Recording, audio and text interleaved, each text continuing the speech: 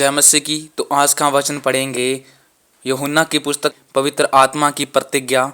यदि तुम मुझसे प्रेम रखते हो तो मेरी आज्ञाओं को मानोगे। मैं पिता से विनती करूंगा और वह तुम्हें एक और सहायक देगा कि वह सर्वदा तुम्हारे साथ रहे, अर्थात सत्य का आत्मा, जिसे संसार ग्रहण नहीं कर सकता क्योंकि वह न उसे देखता है और न उसे जानता है। तुम उसे जानते हो क्योंकि वह तुम्हारे साथ रहता है और वह तुम में होगा। मैं तुम्हें अनाथ नहीं छोड़ूंगा, मैं तुम्हारे पास आता हूँ।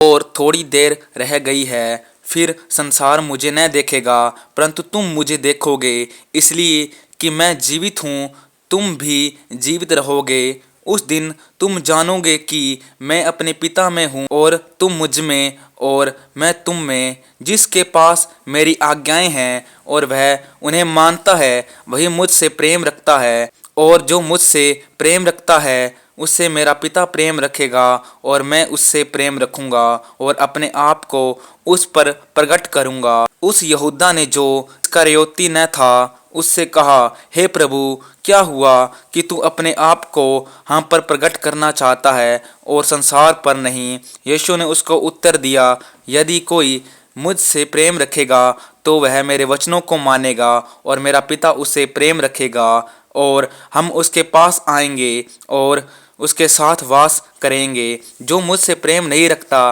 वह मेरे वचन को नहीं मानता, और जो वचन तुम सुनते हो वह मेरा नहीं वरन पिता का है, ने मुझे भेजा है। ये बातें मैंने तुम्हारे साथ रहते हुए तुमसे कही, परंतु सहायक अर्थात पवित्र आत्मा, जिसे पिता मेरे नाम से भेजेगा, वह तुम्हें सब बातें सिखाएगा और जो कुछ मैंने तुमसे कहा है वह तुम्हें सब स्मरण कराएगा। मैं तुम्हें शांति दिए जाता हूँ, अपनी शांति तुम्हें देता हूँ। जैसे संसार देता है मैं तुम्हें नहीं देता।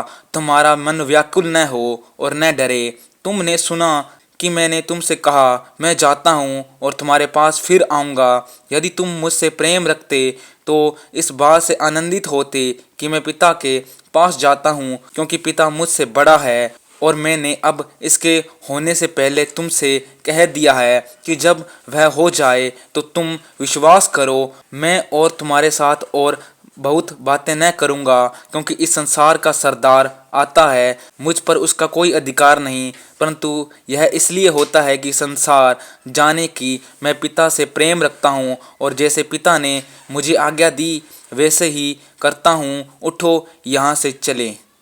परमेश्वर इन वचनों के द्वारा आप सभी को आशीष करे। अगर आप हमारी YouTube फैमिली का हिस्सा बनना चाहते हैं तो इस चैनल को सब्सक्राइब करें।